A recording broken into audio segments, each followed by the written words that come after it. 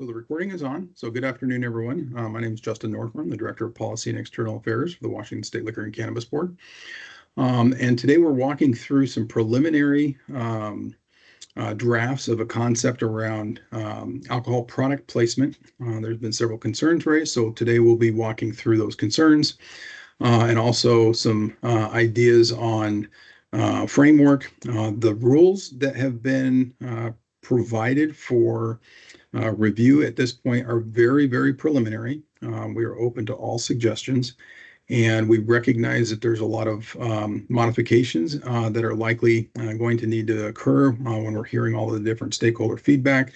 We just thought it would be a good starting point to kind of put in writing some of the interest points that we have identified, and so that way folks can kind of react to what the concepts have been thought of at the very preliminary stages. So what we really want to do today is obtain feedback from stakeholders before we make any additional modifications. So if you are here on Monday, this is the exact same presentation that we provided on Monday. And we're collecting feedback from both sessions before we make any potential changes. And we're anticipating meeting and conferring on a lot of this. And the other option folks are utilizing, so if you haven't done this, you're welcome to. We encourage folks to provide some written comments so we can accumulate all those together for evaluation. And you can send anything, comments, questions to the rules@lcb.wa.gov. So during the meeting, again, if you just came on, the session is recorded. And while the team's chat feature is going to be on, written questions submitted in the chat will be saved in the rulemaking file. And so they are subject to public disclosure. So just keep that in mind. The questions and comments in the sessions team chat will not necessarily be responded to in real time. I will try to cover the questions, share the questions that people have with the group as we get into the conversation later. And then we'll have participants muted, and you will only be unmuted once we identify you, and we'll take you off mute, and then you'll be able to come on camera and speak. And so to ask questions during the session, you can either utilize the chat or you can raise your hand. If you use the raise hand feature, we'll go in order as feedback is being provided. So if you'd like to submit questions, again, rules@lcb.wa.gov. So the rulemaking timeline that we're looking at this particular point is before you hear. So in January, we filed our CR 101, and that is just indicating the official start of rulemaking. And we provided some draft language out there again so we could get some reaction and feedback. And we recognize there's a lot of variables that aren't fully considered in that first draft. So we are definitely open to all types of feedback, concerns, considerations, what you think could go well for that. And so this week is where we are. So we're doing the stakeholder feedback sessions, and then we'll probably make some modifications to the regulations that have already been put out there. And then we'll conduct a second round, likely, of stakeholder engagements with the changes, and so people can react again. And all of that to occur before we actually have formalized draft rules for consideration. So once the CR 102 is filed, those will be the formalized draft rules for consideration. There's a formal public comment period that will end with a public hearing. And then if no changes are needed from that point, then we can file the final rules in July. If there are further changes that are needed, we can certainly come back and do a supplemental CR 102. Right now, we have the effective date projected as an extended effective date. That way people will have time to, get stores and however the stores feel like they need to prepare for this. So it's not a 30-day implementation time. And if we end up doing a supplemental CR 102, the implementation time of January 1 can also be considered as part of the process. So So just to kind of cover some of our goals around this rulemaking. So we've got three goals that kind of underlying this particular rulemaking project.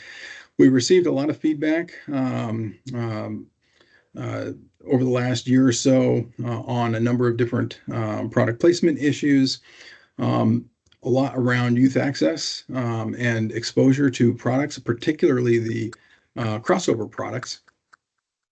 And when we're looking at those kind of look-alike products, if you will, those are the commonly known soft drinks and juices that are now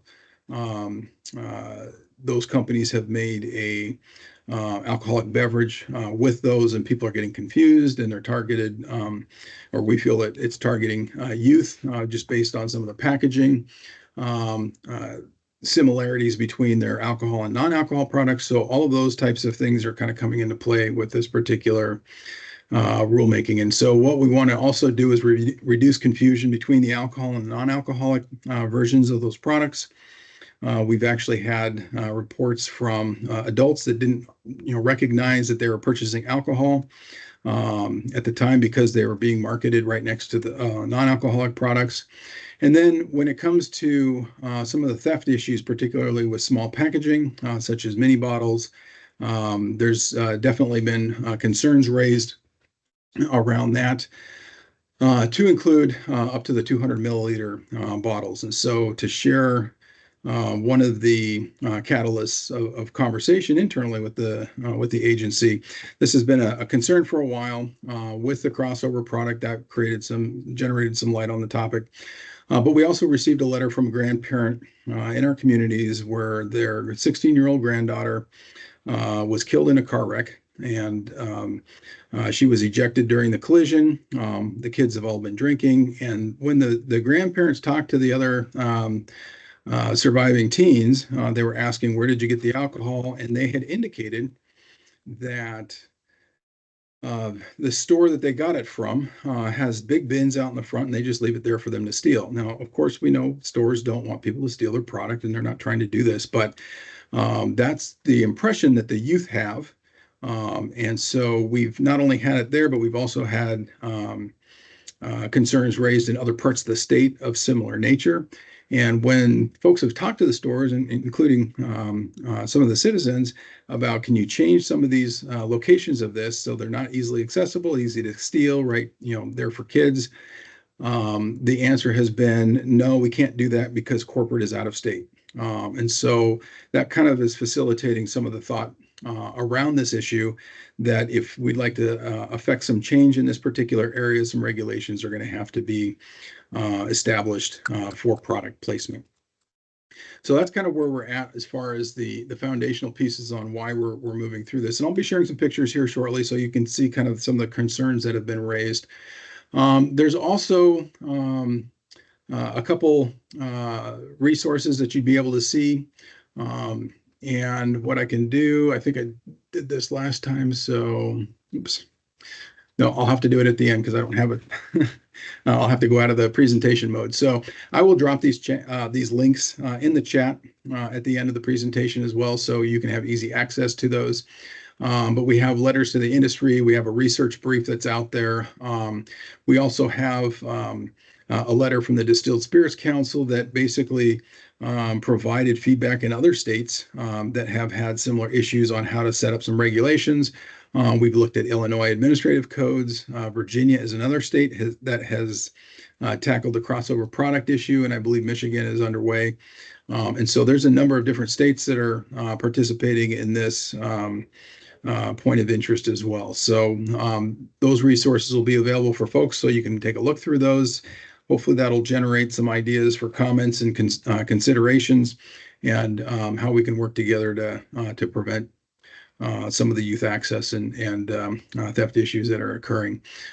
We also have the draft language, as I said. If you haven't seen that, it'll be available on this particular link. And this is really preliminary. I can't stress that strongly enough, that this is the starting point of rulemaking. This was designed to get feedback and reaction. This is by no way, shape, or form anything close to final. So we really encourage everybody to engage in dialogue and feedback, and really working towards a solution that works for everybody. So when you look at the WAC rules, so this is going to be under 314.02.140 is where we're proposing to put this particular regulation.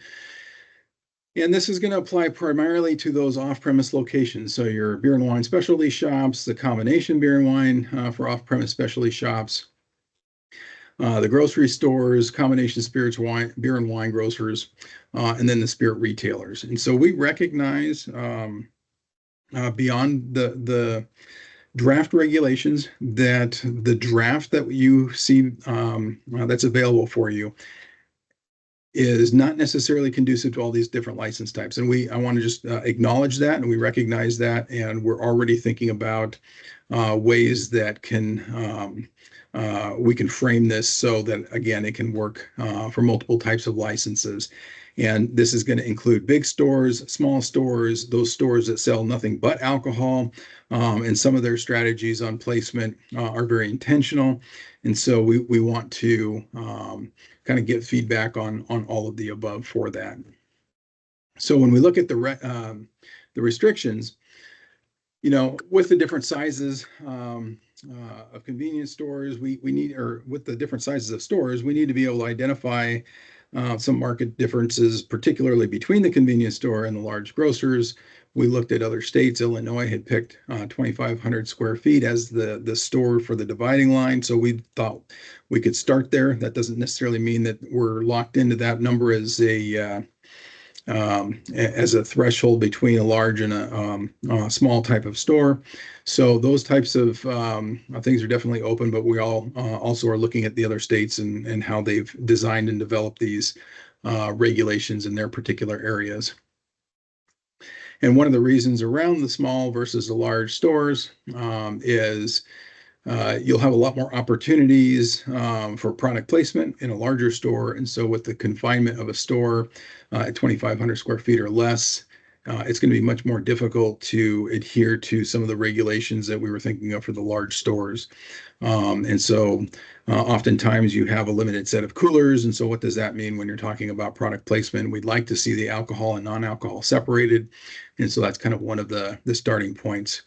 When we were looking at different types of products and crossover lookalike products, if you will, a lot of that gets confusing on definitions. And we see stuff that is not just spirit-based that is presenting the concern. It's malt-based products that are, quite frankly, in the line of spirit sales as well, and they're aggressively marketed at points of sale and those types of things, which we believe is a risk to our youth. And so we started this conversation off with just looking at alcohol in general. So anything that would be categorized or defined as alcohol, which is 0.5% of alcohol by volume, would be in the scope of this particular rulemaking. And so what we're trying to do is separate the alcohol and non-alcohol, and keeping it away from each other, including end caps to aisles, keeping them out of the same aisle. That way it can minimize confusion considerably. And again, we'll have some pictures so folks can understand kind of what we're looking at. So when we're getting into some of the exceptions, of course, we recognize that there's a number of things that are going to be challenging and potential barriers. So we want to be able to capture these. These may not be the only things that we need to be considering. We recognize that too. So we encourage any suggestions here. But of course, non-alcoholic beer, wine, or spirits that are like your near beers, for example, those are typically found in the alcohol section. We don't want to have those removed from the alcohol section. That's not our intent. So we want to make sure that we're carving out exceptions around that. People are often, when they're purchasing alcohol, would like to purchase water with it. So having some opportunities for that to be available and not be the only space to get water. So you don't have to go through an alcohol section.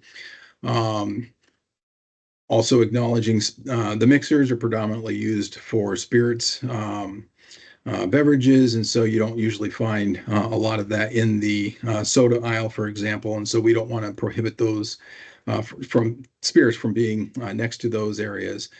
Same thing with bitters. And then, of course, cooking wine is a salted wine. It's over the 0.5% alcohol by volume. However, it's not intended for um, uh, as a beverage or consumption in that way. And so, we don't want to remove those necessarily from the general food aisle. So there's probably more uh, areas that folks would like to suggest, and I encourage those suggestions as we go through this particular process. So we have language in there about separating the alcohol from non-alcohol products. And when we talk about the non-alcohol products, we're specifically creating a definition that covers these things.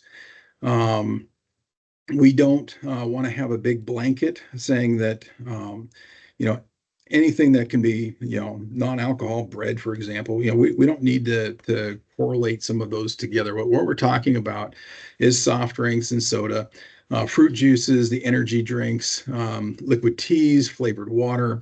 And then we also are concerned about alcohol being marketed with toys and games, with candy, some of the snack food that is targeted, particularly with cartoons to youth, and anything that's really marketed for child consumption. So if you're having beverages that have traditionally been marketed towards children, for parents to buy for children consumption, and now we're seeing alcoholic versions of that, we really want there to be some clear separation of those particular products. So I'll walk through some pictures here so folks can get an idea of what we're kind of concerned about, and then we can open it up for some dialogue here in a few moments. And so when you're looking at some of these pictures, you're going to see some of the stuff like the candy next to the alcohol. You're going to see Kool-Aid next to hard beverages that look a lot like the soft drinks. And we also have on the right frozen cocktails next to your rocket popsicles, which are geared towards youth. And so those types of things are certainly concerns for us. Here we have alcohol next to candy. We also have next to the fruit juices or the fruit rolls and those types of things on the other picture. We have Barbie displays with the alcohol display, also next to where snack food is, and so that kind of intermingles with some of the concerns and confusion. And so we also have another picture of some snack food next to the hard alcohol. When we're looking at toys, in particular, you've got like the Hot Wheels next to alcoholic sales. We have ping pong balls, which everybody knows those are geared to beer pong, which is a concern for the state for over service and responsible consumption, because the drinking games are always have been something that have been a concern for us. It wasn't generated specifically with the crossover products, but if we're going to be talking about product placement, any type of promotion of heavy consumption is a real concern that we need to be cautious of. So other pictures here we've got next to the snack foods, and again we've got Hot Wheels right over the alcoholic soft drink, and then you can see that alcoholic soft drink is right next to or on the end cap of the same aisle as the non-alcoholic soft drinks. And when you're talking about just bright colors, not everybody reads the packages, and so if they're just looking at color schemes, they may pick up something and be confused about what they're actually purchasing. So here we have some alcohol next to the fruit juices. We have candy next to alcohol, some end caps with the energy drinks and those types of things. And, on the picture on the left here, we've got things that are marketed directly towards younger folks with those, animal character bags with the alcohol. Again, candy aisle, and then an end cap with alcohol on it. And so all of those have been stuff people have expressed concerns. All of the pictures you're seeing today have been shared with us And they are all from stores within Washington State. So this isn't something that, oh, somebody saw something on the East Coast and here we are concerned. Some of the initial pictures that we had seen about 18 months ago or so, we're showcasing some stuff in stores that were across the nation. But every picture that we have here is actual local stores in Washington State. And so when we're looking at some of these, one of the issues that we also face is an interest around mitigating the risk for those who are in recovery. And so having stuff in impulse areas that shoppers have to go and are kind of forced to see the alcoholic beverages there can really be a detriment to those in recovery. And we're trying to be respectful of those public health considerations in our communities. And so that's where we're coming up with, the liquor products wouldn't be displayed within the view of any point of sale or checkout. Obviously, this is a challenge for those stores that only sell alcohol. So we recognize that, and we're going to have to take a look at some of those regulations and approaches and really structure the framework in a conscientious manner. But when we're looking at some of the issues of concern around unsecured alcohol, for example, we've got these large bins. People can easily go walk right by, pick up these small items, not monitored, not near. We see some near checkout stands. However, you also have signage in the way and those types of things. And so this is a real concern for a number of folks. And when we've looked and explored around the security of alcohol products, it's been mentioned to us that folks in stores are they may be moving away from securing other items, but it does make the state, when we have these interest points on accessibility, we can't quite understand why cosmetics and razor blades and those types of things and batteries can all get locked up, but the alcohol that creates that direct public safety risk can be open for easy accessibility. And so this is an area of concern of ours that we would like to address. And then the end caps and freestanding displays, as you saw in those pictures. So I'm going to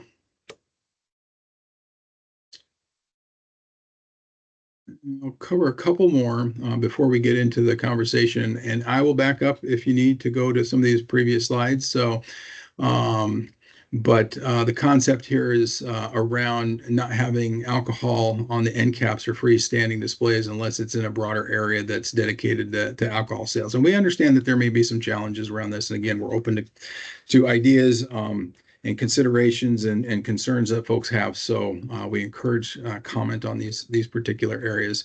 Again, here we've got some additional pictures of alcohol next to on the end caps and how that's being marketed. So we've got a proliferation of alcohol across the store in a lot of freestanding locations, and that's raised some concern. And again, we see some of the alcoholic products next to the non-alcohol products. And when it comes to mini bottles, this is where that security component comes in.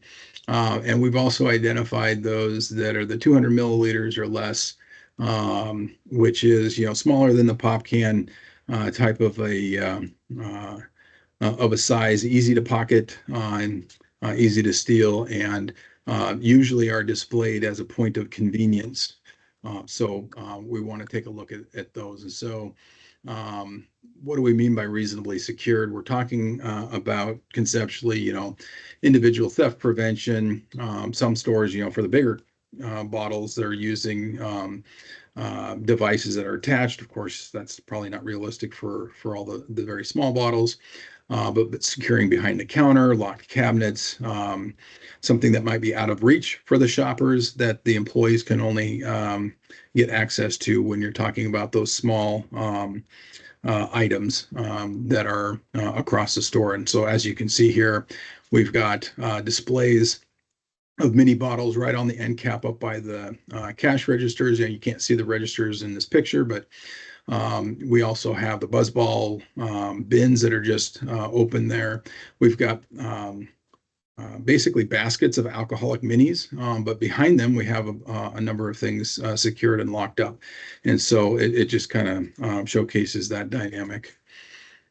So we'll open this up here for some conversation. And again, just kind of also showcasing before we go through the rest of the presentation, the challenges, what we're seeing, and most of those pictures that you saw were really in these large scale stores, and we haven't even started showcasing um, some of the robust displays of alcohol around checkout stands and alcohol next to non-alcohol in the convenience type of stores. And so, how can we create some separation? Um, uh, so that people understand what they're buying. We had a similar issue many years ago when it came to alcohol and energy drinks, where they were marketed right next to each other, and that created a number of issues. This is very similar in nature, so it's something that we think would be wise to address. So with that, um, if anybody has any opening comments, concerns that you would like to share, you can certainly put it in the chat. Raise your hand. If you put a question in the chat, I will read it out for folks. And so I see we have our first hand up. So Aaron, Tierney, if you can allow him. Aaron, you should be able to unmute yourself now. Perfect. Can you hear me? Yeah, go ahead. Perfect. Thank you. I prepared a few words. Good afternoon. My name's Aaron Sarnoff-Wood. I'm a co-founder at Two Towns Cider House. We produce craft hard apple cider. We're based out of Corvallis, Oregon. Additionally, I was a member of Oregon's year-long House Bill 3610 Task Force on Alcohol, Addiction, and Taxation. I'm here to discuss my experiences as they relate to the proposed change in alcohol display rules in Washington. Through the process of the HB 3610 task force, we discussed many concerns similar to those voiced today. However, we also found that repeatedly the data did not substantiate the claims put forward to our committee. Instead, we found that a small group of anti-alcohol activists were actually behind the majority of the claims and behind the data in support of them. Now, I'm not indicating that the same is true here in Washington, but the language is very similar, too similar to ignore this as a possibility. As I read through the proposed rule change and the supporting research brief, I struggled to determine what the exact problem this proposal would solve. The rule change would disallow alcohol from being displayed in proximity or even in the same aisle as non-alcoholic products, which of course would severely limit the display locations available in a store, which will result in lost sales. I understand the desire to protect youth, and I understand that this proposed rule change is purporting to do this. However, I am unaware of any measured evidence that shows elevated rates of youth consumption associated with the display location of alcohol in a store, especially given that the purchase of these products is already age restricted by law. And I hear concerns over accidental purchases of alcohol due to similar branding. However, every product in the store must be scanned at the register to purchase, including in the self-checkout line. The alcoholic nature of the beverage is identified by its barcode, regardless of the branding or location in the store where the product was displayed. If instead the proposal is intended to curb underage theft, that would imply that those breaking the law and stealing from stores would change behavior simply because we've changed where the alcohol was displayed.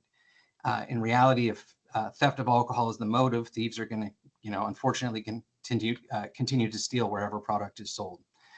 I've heard concerns that the sight of alcohol in a store can somehow be damaging to youth, but this proposal comes at a time when trends related to alcohol consumption among youths have never looked healthier.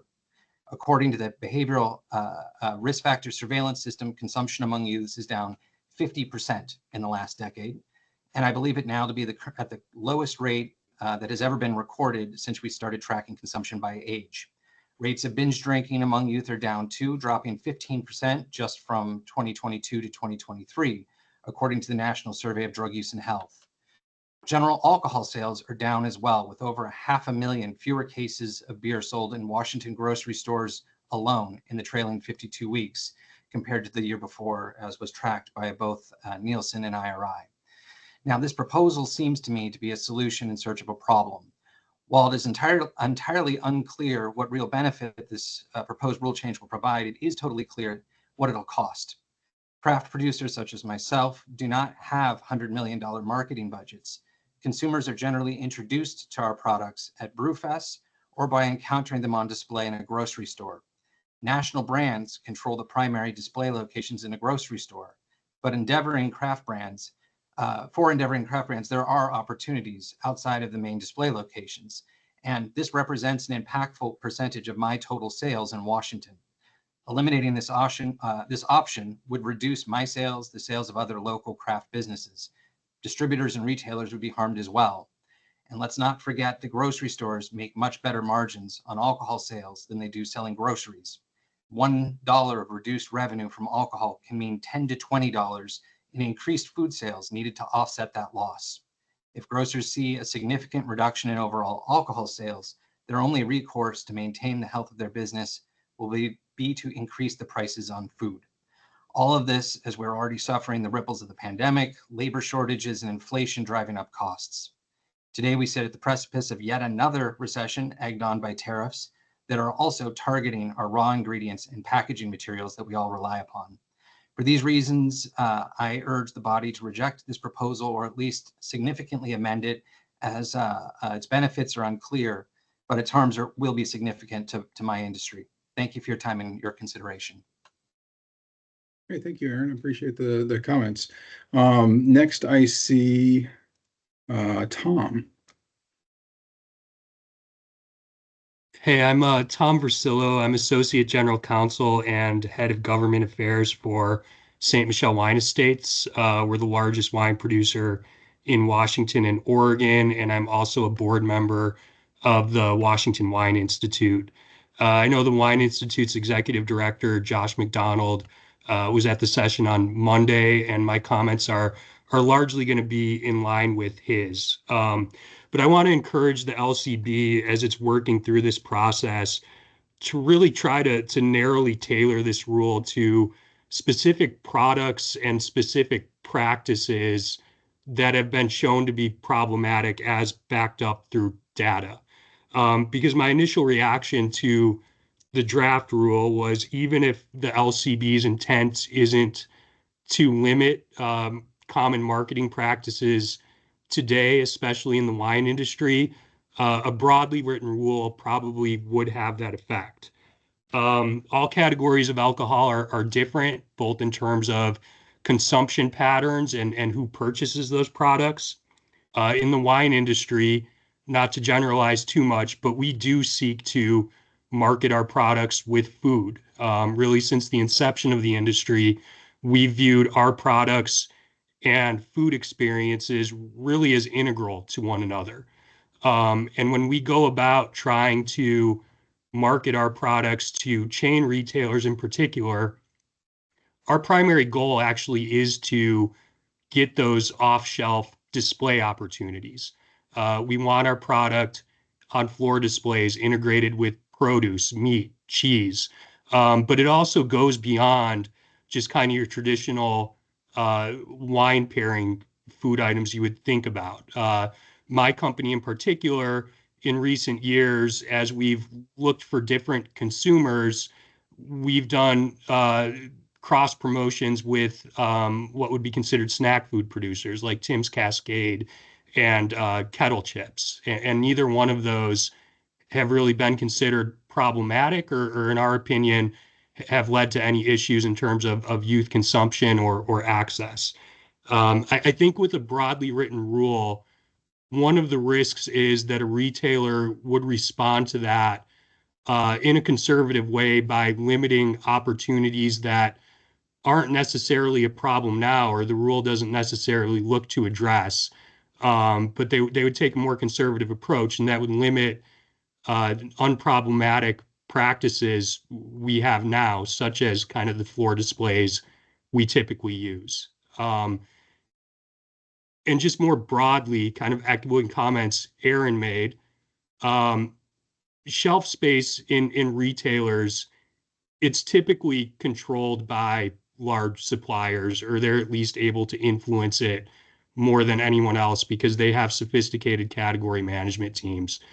And if the available display opportunities in general go down, I could see there being just less space in general in the alcohol section, which could get taken up by national brands who have the marketing budgets and the category management resources available to them to manage that process to the detriment of smaller local producers.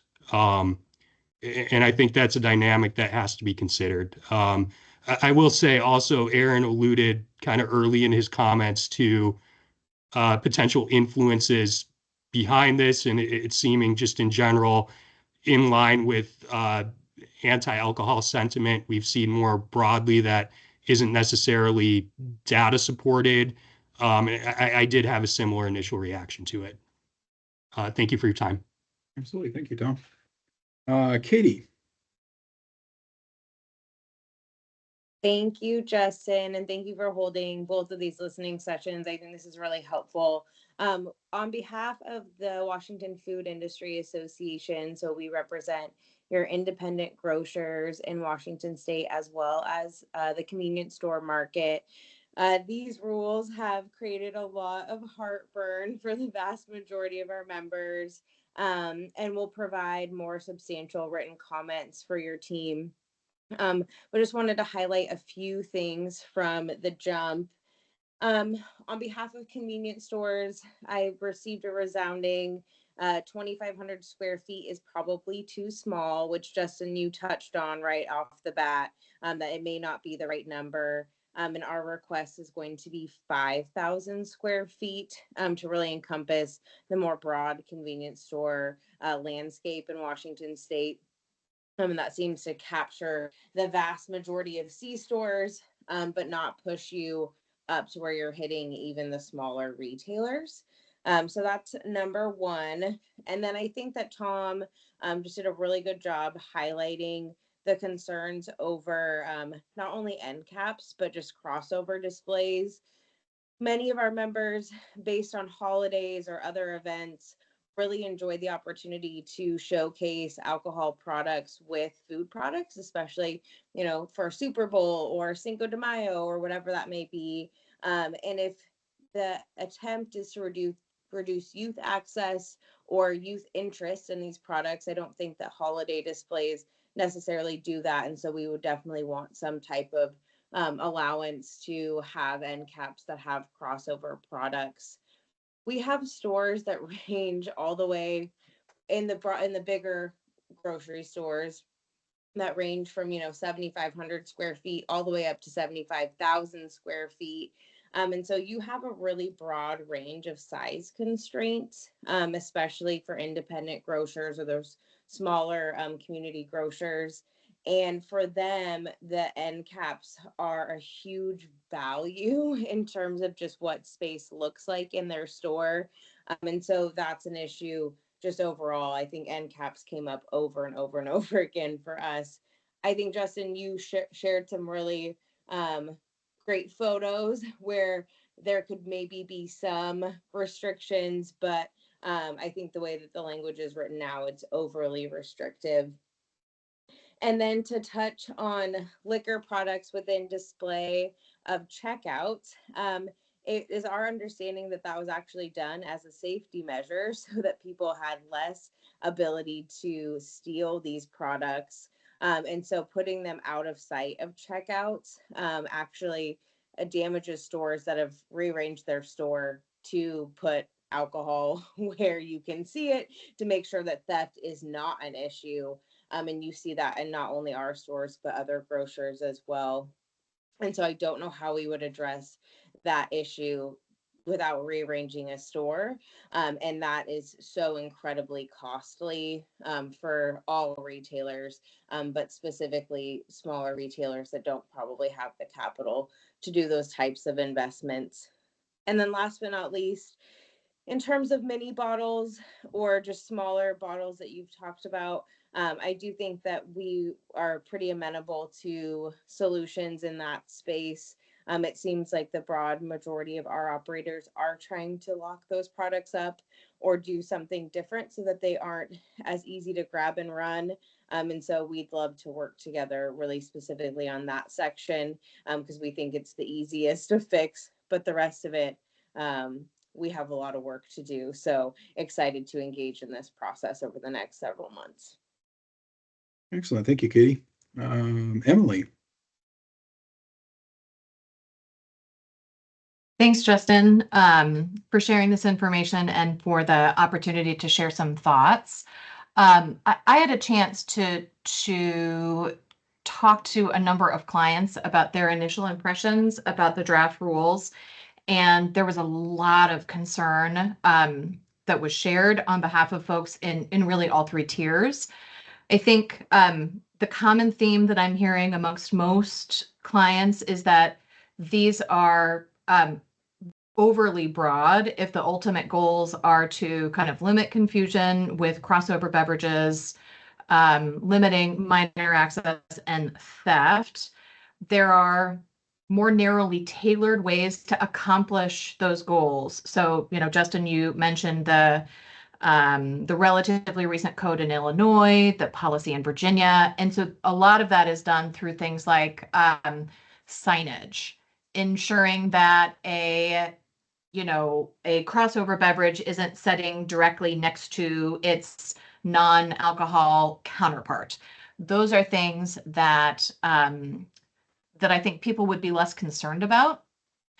And there's also very substantial concerns both about the inability to display on end caps or freestanding displays, and also that not displayed within view of any point of sale and checkout. And so, at least as I am anticipating the rule was intended, it's almost like if a customer is facing a checkout stand, what are they going to see? Whether that's a person in recovery that is tempted on impulse to acquire something or something else. But that rule can also be read the other way. If a cashier is facing out toward the store and is anything in their line of sight, that's in a lot of circumstances 3/4 of the store. It is huge swaths of the store where you could not place alcohol beverage products. And it also undermines the fact that if I'm a cashier at a check stand and I look up and I see a kid popping some alcohol in their backpack, that is one means to deter theft and one means to deter alcohol access. If that alcohol is actually closer to the check stand so that there are more eyes on people that may be trying to pop something in a pocket or a backpack, that's actually better for deterrent of underage access and deterrent of theft. And then to Katie's very, very fair point, there are just really material operational impacts on what this means for a store. It's expensive. They'd have to reconfigure it, and that would be problematic. Finally, I did have just a question on there's a notation in the provisions that talk about stores that are smaller than that 2,500 square feet about alcohol needing to be 3 feet off the floor. I'm not sure that I understand kind of the rationale for that, and whether now or at some point later in the discussion, it'd be helpful to hear the thought process about that language. Thank you again for the opportunity to share thoughts. Yeah, let me cover that real quick because that was on that next slide. I didn't quite scroll to. So the concept was trying to figure out, it wasn't trying to restrict everything like all alcohol has to be 3 feet off the floor. That wasn't the intent of this at all. What we were trying to figure out is particularly in the small the small convenience stores when the space is so limited that you have to, there's not a lot of options other than to share, like, let's say a cooler or something like that. And so having the alcohol distinctly, at a higher level than the non-alcohol products is kind of the concept there. And so it wasn't, it could be instead of 3 feet, the thought process could have been, the top half of the cooler or whatever, versus the bottom half. It was just an idea of how could we potentially identify a way to to separate the alcohol from the non-alcoholic product to have a better distinction. So, and this may not be an idea that moves forward, but we wanted to kind of throw a lot of ideas out to get the thought process flowing and to kind of see where other solutions may be presented. So that's kind of where that is, and that was really focused on those small stores that really don't have that much shelf space or cooler space to have like a dedicated alcohol space where they're pretty much having to use that for a non-alcohol product as well. Does that help? Thanks for sharing that. Okay. It does help. Thank you. I'm going to And let yes, someone else take the mic. Thank you.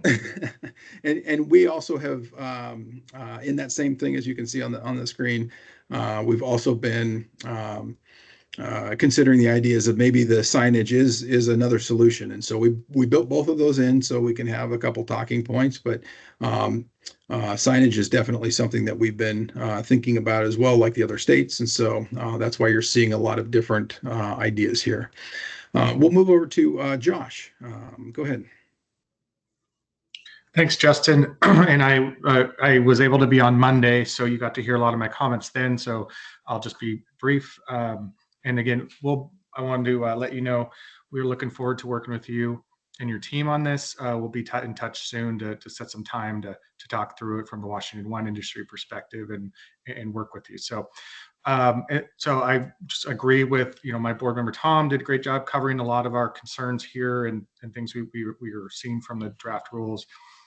Emily and others did a great job. So I'll just say, one is we are currently in Washington Wine Month, March, and it's a great example right now in our local grocery stores of where you'll see our efforts to try to stand out from the world wine industry competition we have to work within, and try our best to stand out and get customers to choose us. So things like free stands and end caps and things are incredibly crucial to our local wineries, especially our smaller wineries that really need that time and valuable shelf space. And so is it something that we'll be talking to you about. And outside of that, it was clear in your presentation and what we're seeing here is there are certain issues that are problematic and to be focused on, and then other things that you may not be trying to capture in, but because the rules right now are so broad, they're all getting captured. So just want to say that we'll be engaging with you, and thank you for doing these listening sessions and having several opportunities to work with the Liquor Cannabis Board and your team on what we can do to help while also not doing harm to your local wine industry and others. So thank you so much, Justin. Great, thanks, Josh. We're moving to Daniel. Great. Thank you, Justin. Daniel Olson with the Washington Brewers Guild, representing Washington's independent craft breweries. Thanks for pulling all this together and looking forward to engaging throughout the process. Just echo all the concerns that have been already shared. I think I'd want to reemphasize Tom's point too, from our perspective as a craft breweries in terms of shelf space. It can be pretty competitive, and those end caps go a long way in highlighting our local craft beer, as well as any sort of limitations on shelf space usually tends to favor larger brands at the expense of small independent breweries here in the state. So we're looking forward to engaging on a few of those proposed rules, but again, our main concern through this rulemaking process is going to be those limitations on end caps and the ability to promote across products. So I'll leave it there. Thanks, Justin. Great. Thank you, Daniel. We'll go over to Scott.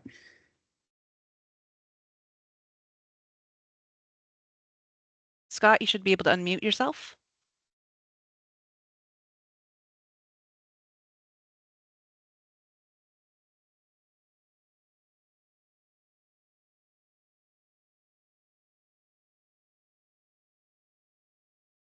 Try clicking the microphone icon where there's the slash through it, and it should remove the slash and let you speak.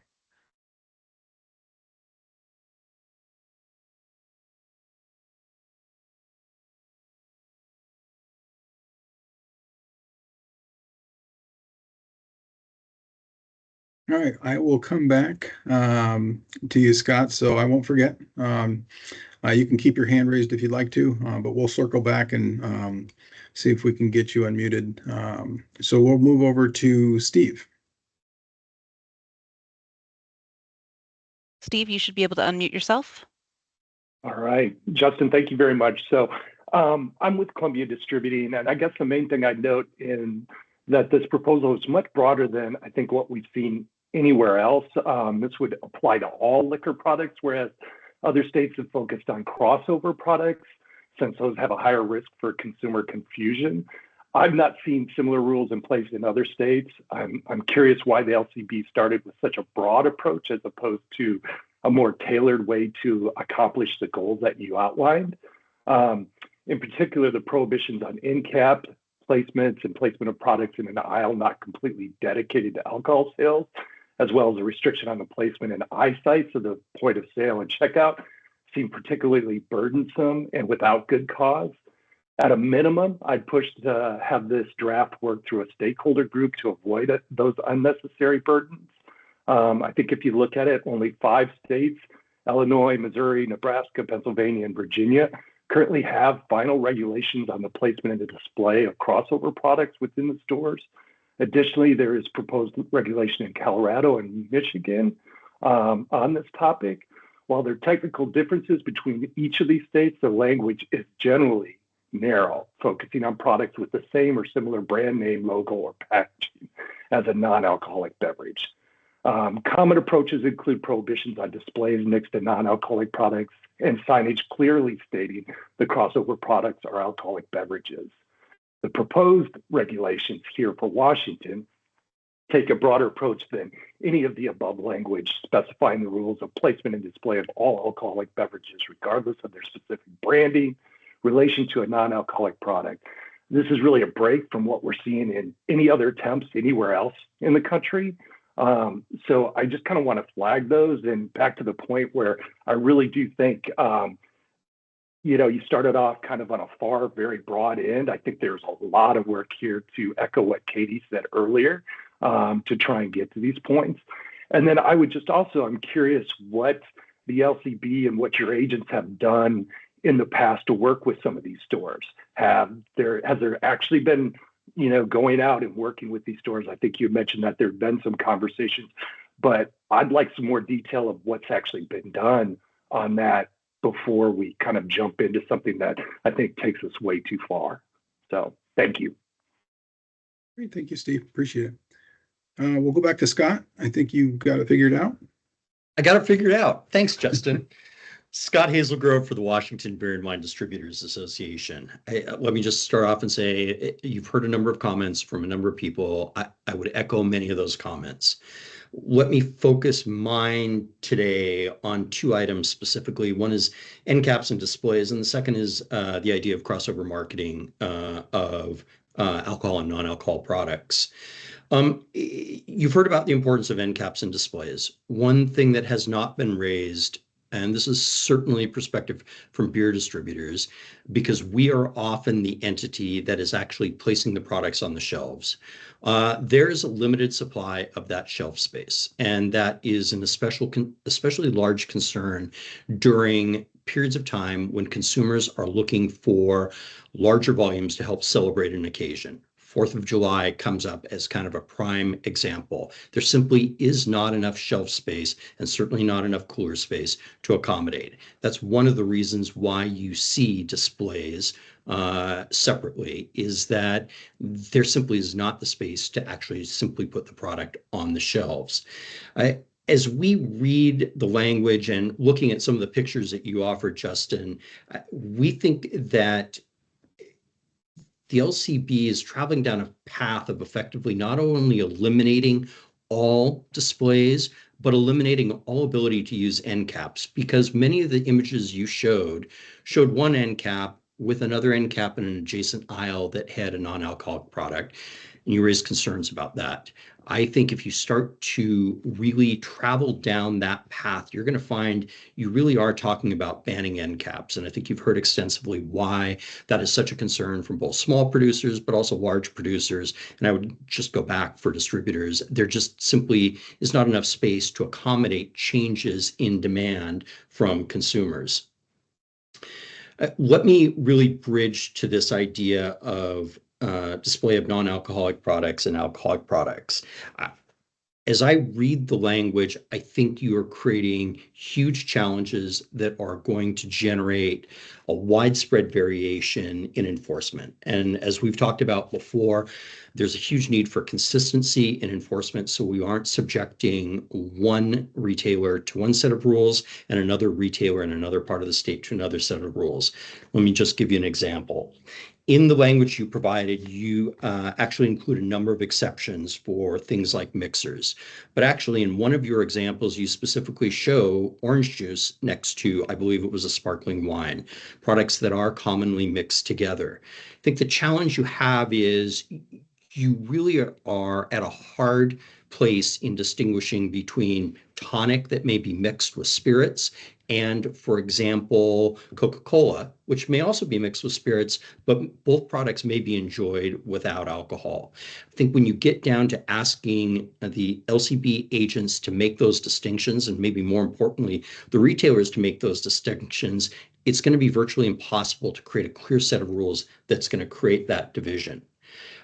I think what you have heard today from a number of people, and I'm going to really throw in an encouragement for you, is this idea of product confusion, selling two products that are similarly branded, one with alcohol and one without alcohol, immediately adjacent to each other on the shelves or in the coolers, we believe is a problem. And we think that this is an area where you're actually going to find fairly widespread support from industry to try to address it. We want people to enjoy products responsibly. It's clear that this creates confusion. I know that we had this discussion about a specific product as much as 18 months ago. I think that area is one where we would welcome and look forward to the opportunity to work with you. I think there's some other areas, especially around end caps and displays and the co-branding or the co-placement of alcoholic and non-alcoholic products that are going to remain problematic. We're happy to talk to you about those, maybe see if we can sort through what the specific concerns are and see if we can, I think as Steve mentioned, narrowly tailor the regulations to address those specific concerns. So we'll look forward to it, and we get quality time together over the next 6 months. Thanks. Excellent. Thank you, Scott. Marion.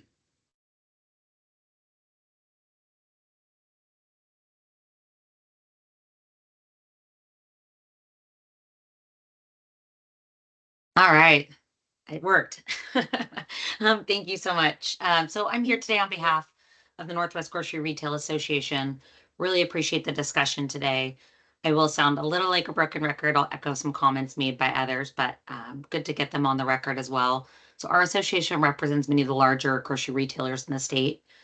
We very much care about being good partners in the sale of alcohol, very much care about restricting youth access, also care about theft. So we'll work on some more detailed feedback, but just two areas that we want to make sure to get on the record are, like you've heard, viewing with any point of sale or checkout. This is challenging just for a number of reasons. Some of our stores have multiple checkout locations. Others have more of like an open layout where you can view everything within a store. And some, as you heard, have moved alcohol to the very front behind a check stand just to support theft reduction and being able to really monitor who's looking and who's trying to purchase alcohol. So a provision like this for us, I think, would be really problematic, potentially not possible, and then also incredibly costly if you have to revamp an entire store layout. And then, of course, what you've heard as well, end caps and freestanding displays, also potentially problematic for us as well. Like you've heard, different events, different seasons. We do also really enjoy featuring local products like beer and wine. And then our members have also flagged, similar to moving alcohol to the front of the store. Many years ago, there was a push for us to actually put them on end caps because tucking away certain products can actually make them more susceptible to crime as well. So folks do tend to like them in a more visible space. We also hope to work with you on narrowing the focus to crossover product placement like Mountain Dew and Hard Mountain Dew. I think that's absolutely reasonable. Saw those pictures. I get what you're pointing at there, securing of mini bottles, and then of course direct placement by children's items. So hope to work with you like others on this call, and appreciate the opportunity. Excellent. Thank you. Mark. Mark, you should be able to unmute yourself. Oh, maybe Mark doesn't want to talk. It shows that he's on hold, so I'm not sure what's going on. We'll come back to him. Okay. Sorry about that. I've got that Oh, now. Here we go. Okay. Hi, this is Go Mark ahead. Cornoy. I'm the co-founder of Schilling Cider in Auburn, Washington. And certainly to echo the comments of a lot of my industry peers that have spoken today, as a small craft company, we really focus on being able to display our products where they originally are found. And that's, as Aaron mentioned earlier, it might be at a beer festival, but it's also in a grocery store. It's, we are a cider company. We produce an agricultural product. Being able to cross-market this with apples around the harvest season is critically important to our ability to succeed as a local company. And the rules that we see forth here are very broad and sweeping, and the concerns of what those have as they are. I think seeing something that would be more narrowed and specific on what the LCB is looking to resolve is probably more appropriate.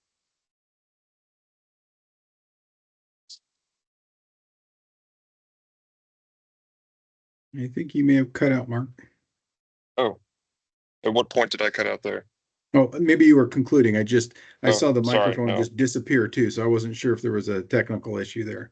No, So that is the extent of my comments. Everyone else's comments here had covered already quite a bit. okay. Well, thank you. Thank Appreciate you. it. Bye-bye. Okay, so happy to take more comments or questions.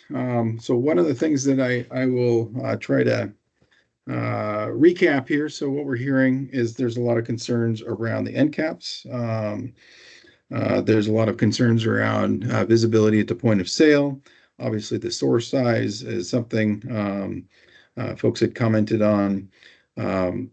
The freestanding displays, particularly around holidays and events, has been is a concern, and it sounds like there seems to be some common interest around the crossover products and those types of things. So, our next steps, what we're going to do is we're going to go back internally with our rules team, kind of take a look at all of the comments. So if you do have comments that you want to supply in writing, I know some sounded like some folks were reading, please feel free to share those at rules@lcb.wa.gov. So we'd be able to have that. And so after that, we'll be redrafting the document. We'll have another couple rounds of stakeholder engagement like this, but that there's also opportunities if you're interested. We can certainly set up some independent meetings, or if there's an interest in a smaller work group to kind of walk through some of this, I'm open to that as well. And so if that's of interest, you can also email the rules inbox and let us know of that interest, and we can kind of evaluate that accordingly. So yeah, it's I appreciate all the feedback. What we would really appreciate around those common points of interest for addressing these concerns. Obviously, there's a lot of common points of interest of concerns, but in addressing some of those concerns, if you have any constructive ideas that might work for the stores, that would be helpful to know. So anything like, please consider X, Y, or Z, as it may, accomplish these goals, and yet it's not going to negatively impact some of the other points that folks have raised. So any of that type of feedback is certainly welcome as well. But other than that, So again, rules at lcb.wa.gov. My whole team gets that. So we will all have eyes on that if you send it to that particular email address. I'm happy to take other questions or comments at this point, if anybody else has any, but other than that, that's kind of concluding our session for today. Any other questions, comments, or concerns? All right. Well, I thank everybody for attending today. I really appreciate the feedback. We obviously started very broad as folks have expressed concerns over, but that was also to garner open feedback and a lot of ideas. And so we appreciate everything that folks have spoken to today, and we will definitely be evaluating and modifying some of these concepts as we continue to move forward. So thank you so much. Appreciate your time. Especially during legislative session. So hope everybody has a great rest of the week. Thank you.